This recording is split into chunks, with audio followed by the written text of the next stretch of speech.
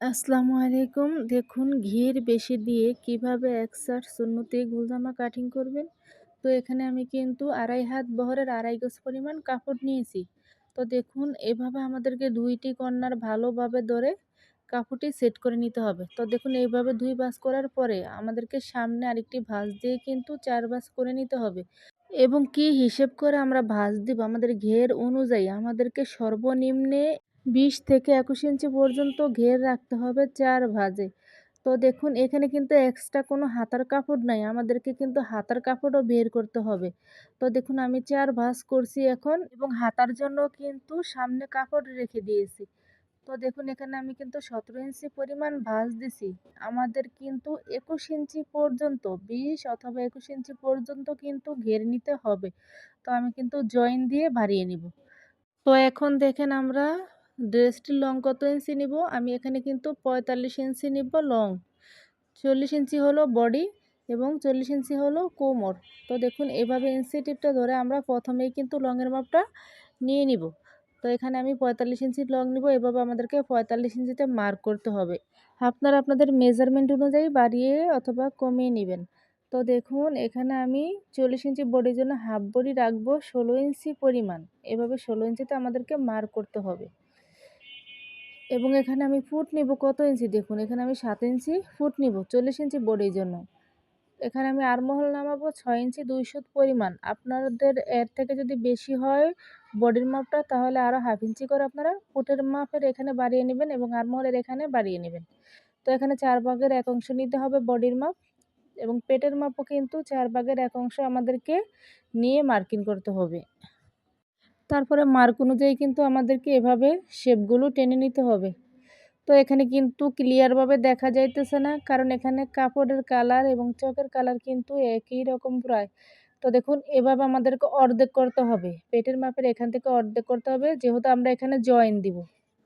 এবং যদি জয়েন না দিই তাহলে ঘেরটা দেখা যায় ঘেরের সৌন্দর্য আসবে না এবং ঘেরটা কম হবে। তো দেখুন এভাবে আমাদেরকে শেপ কাট দিয়ে শেপ দিতে হবে। তো এখানে কিন্তু বেশি পরিমাণ কাপড় জয়েন দেওয়ার কোনো প্রয়োজন নাই। ৩ থেকে ৪ ইঞ্চি পরিমাণ জয়েন দিলেই কিন্তু হয়ে যাবে।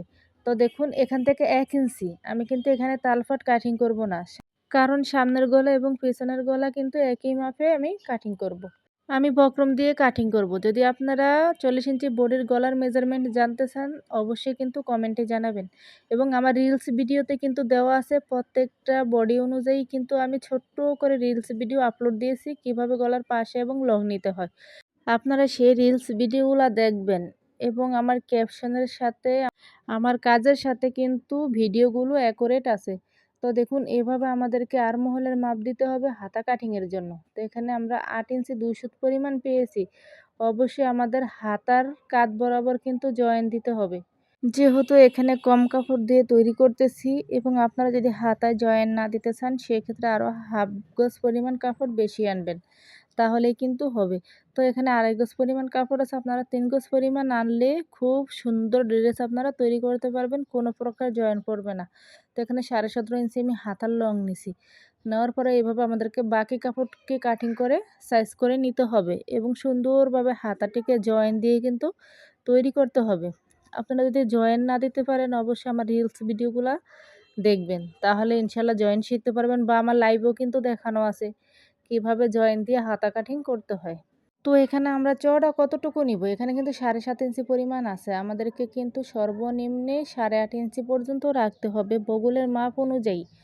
এবং কিভাবে আপনি বডি থেকে হাতার মাপ বের করবেন সেই বিষয়েও কিন্তু ভিডিও আপলোড দেওয়া আছে বা আমার লাইভেও কিন্তু দেখানো আছে। তো দেখুন এভাবে আমাদেরকে ৪টি পার্ট রাখতে হবে জয়েন্টের জন্য। এভাবে ৪ ভাঁজ করে রাখার পরে দেখুন এভাবে আমাদেরকে হাফ ইঞ্চি উঠিয়ে রাখতে হবে। তো এখন আমরা হাতা কাটিং করব। তো দেখুন এখান থেকে আমরা এভাবে ৯ ইঞ্চিতে মার্ক করব। তারপরে এখানে ডাউনের জন্য আমরা এভাবে ৩ ইঞ্চিতে মার্ক করব। তারপরে এখানে আমরা হাতার মুখের মাপটা নিয়ে নিব। তো এই মার্ক অনুযায়ী কিন্তু আমাদেরকে হাতাটি কাটিং করে নিতে হবে। তো দেখুন আমার কিন্তু হাতাটি অলরেডি কাটিং করা শেষ। এভাবে আপনারা দেখুন এই যে এভাবে কিন্তু আমাদেরকে জয়েন দিয়ে নিতে হবে উল্টা সোজা দেখে। দেখুন এখন আমরা কিভাবে জয়েন্টটি কাটিং করব। তো এখানে 17 ইঞ্চি পরিমাণ কিন্তু আছে। আমাদেরকে সর্বনিম্নে 20 থেকে 21 ইঞ্চি পর্যন্ত নিতে হবে। তো দেখুন আমরা জয়েন্টটি কিভাবে দিব। এখানে কিন্তু উল্টা সোজারও একটা ব্যাপার আছে এবং উল্টো দিক কিন্তু ভিতরে থাকবে। উপরে থাকবে কিন্তু সোজা দিক। তো দেখুন এই কাপড়টি উপরেও সোজা দিক থাকবে এবং নিচেও সোজা দিক থাকবে। শুধু 2টি কাপড়ের উল্টো দিক কিন্তু ভিতরে থাকবে। তারপরে এভাবে আমাদেরকে মিল করতে হবে।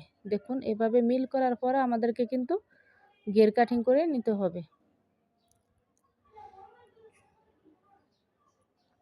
তো এখানে কিন্তু আমি 2টি ঘের একই সাথে কাটিং করব। তো এখানে এভাবে আমাদেরকে 4টি পার্ট উল্টা সোজা দেখে আমরা প্রথম যেভাবে কাপড়টি বসিয়েছি সেম কিন্তু আরেকটি পার্ট এভাবে আমাদেরকে বসিয়ে নিতে হবে। সামনের পার্ট এবং পেছনের পার্টের সাথে কিন্তু 2 টুকরো করে মোট 4 টুকরো কাপড় আমাদেরকে জয়েন দিতে হবে।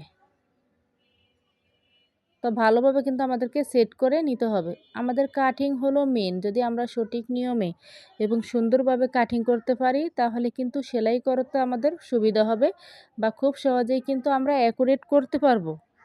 মেইন হলোই কিন্তু আমাদের কাটিং। একটা ড্রেসের মেন হলো কাটিং। তো দেখুন এভাবে আমাদেরকে কাটিং করে নিতে হবে যাতে কোনাটা না ঝুলে যায়। এভাবে যদি আপনারা সঠিক নিয়মে কাটিং করতে পারেন তাহলে দেখা যাবে যে তৈরি করার পরে কোনা ঝুলবে না বা সেলাইয়ের ফিনিশিংটাও কিন্তু খুব সুন্দর আসবে। তো দেখুন আমার কিন্তু জয়েন বের হয়ে গেল এবং কিভাবে আমরা সেলাই করব বা গলা অ্যাটাচ করব একটু মনোযোগ সহকারে দেখুন ভিডিওটি। আমি আপনাদেরকে বলি আপনারা যদি অনলাইনে কাজ শিখতে চান তাহলে ভিডিও কখনোই টেনে টেনে দেখবেন না, ফুল ভিডিও দেখার চেষ্টা করবেন। তো এখানে আমি বক্রমটাকে কিন্তু একটি কাপড়ের উপরে প্রথমে কিন্তু চাপ সেলাই দিয়ে নিয়েছি। তারপরে এভাবে দেখুন আমরা 2 সুতো পরিমাণ কাপড় বাড়তি রাখবো। বাড়তি রাখার পরে এভাবে আমরা বক্রমের সাথে মুড়িয়ে সেলাই করে নিব।